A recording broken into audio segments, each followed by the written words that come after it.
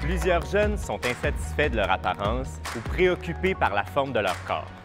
Chaque jeune grandit différemment et possède une silhouette unique et différente de celle des autres. Il est essentiel de favoriser le respect et l'acceptation de la diversité corporelle dans les cours d'éducation physique et à la santé afin que tous les élèves puissent avoir du plaisir et se dépasser. Un moyen important d'y parvenir est de mettre en place un climat de classe qui favorise le respect et l'inclusion.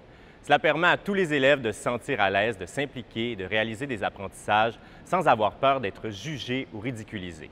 La première chose que je fais pour y arriver, c'est d'instaurer avec les élèves un cadre et des règles claires dans mon cours. Je le fais en début d'année avec chacun des groupes. J'explique mon rôle et celui des élèves et on échange ensemble sur les règles de base dans mon cours. Je mets en évidence l'importance du respect et de la communication positive tout en invitant les élèves à partager leurs idées à cet égard. Pour ma part, je souligne les comportements auxquels je m'attends. Par exemple, encourager ses camarades de classe lors des situations d'apprentissage, puis je nomme clairement les comportements que je ne tolérerai pas. Par exemple, les surnoms, les moqueries ou les commentaires négatifs sur le poids ou l'apparence d'un élève. Depuis que je fais ça avec mes élèves, il y a beaucoup moins de situations où je dois intervenir. Les élèves savent à quoi s'attendre et respectent davantage le cadre établi ensemble. C'est très important en tant qu'enseignant en éducation physique et à la santé d'instaurer un cadre de respect et d'inclusion en début d'année et de faire participer les élèves à la création.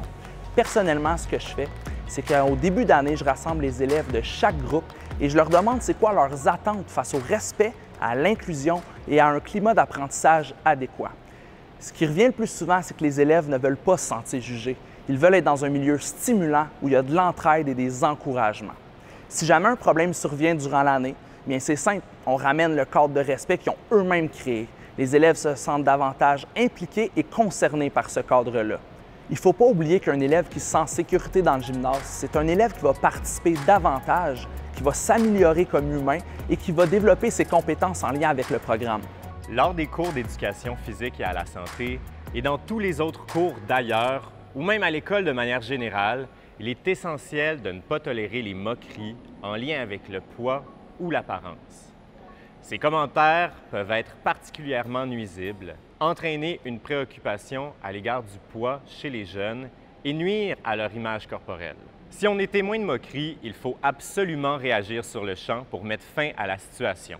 Il faut intervenir auprès du responsable des gestes, de la victime, ainsi qu'auprès de tous les élèves présents en expliquant que ces commentaires sont inacceptables, blessants et inappropriés. Si la situation a lieu devant tout le groupe, c'est aussi le moment de rappeler le code de respect établi en groupe. Une des choses que j'aime faire pour prévenir ce type de situation est d'impliquer des élèves qui sont déjà respectés du groupe ou qui ont déjà fait une moquerie, mais qui ont corrigé leurs gestes et tentent maintenant d'influencer positivement les autres. Selon la complicité des groupes et sans demander à ces élèves de jouer la police, ils peuvent agir à titre de leader positif afin de réagir lorsqu'ils entendent un commentaire ou une moquerie inacceptable. Par exemple, dans les vestiaires, et d'encourager l'acceptation et l'inclusion de tous et de toutes. Expliquez-leur l'importance de venir en aide à une personne ciblée par une moquerie. Ensemble, vous trouverez des stratégies d'entraide efficaces sans vous mettre à dos les autres élèves. Bien entendu, ils doivent parler à un adulte responsable s'ils ne sont pas à l'aise de réagir lorsqu'ils entendent certains commentaires inacceptables. Un dernier point essentiel pour que la classe favorise le respect et l'inclusion est de soi-même, en tant qu'enseignant, devenir un modèle et d'éviter de faire des commentaires sur le poids et l'apparence. Puisqu'on vit dans un monde où l'apparence est très importante, on peut parfois avoir le réflexe de, par exemple, complimenter un jeune qui a perdu du poids, pris du muscle ou de parler de l'apparence physique de tel ou tel athlète connu.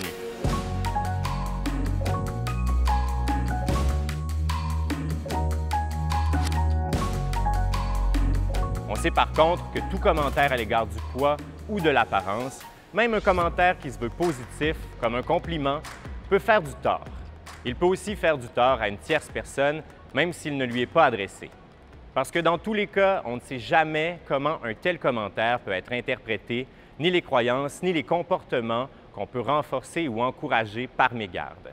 En plus, on sait que les commentaires sur le poids reçus dans le cadre de la pratique d'activité physique peuvent diminuer le plaisir d'être actif et mener à une baisse du niveau de pratique, voire à l'évitement des cours d'éducation physique et à la santé ou des activités physiques parascolaires.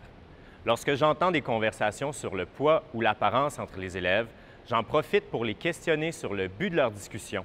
Ça me permet à la fois de faire des liens avec des enseignements que j'ai déjà faits sur le sujet, mais aussi de leur rappeler les conséquences possibles de ce type de conversation. J'encourage ensuite les élèves à discuter et commenter plutôt les qualités, les talents et les traits de personnalité qui les définissent bien mieux. En s'assurant que le climat de classe favorise le respect et l'inclusion, on aide les élèves à se sentir à l'aise de participer aux situations d'apprentissage afin qu'ils puissent découvrir le plaisir d'être actifs régulièrement. Pour en savoir plus sur la façon de favoriser une image corporelle positive auprès des jeunes, téléchargez gratuitement le guide 5 pistes d'action à l'intention des enseignants et enseignantes d'éducation physique et à la santé du primaire et du secondaire, ainsi que les outils complémentaires.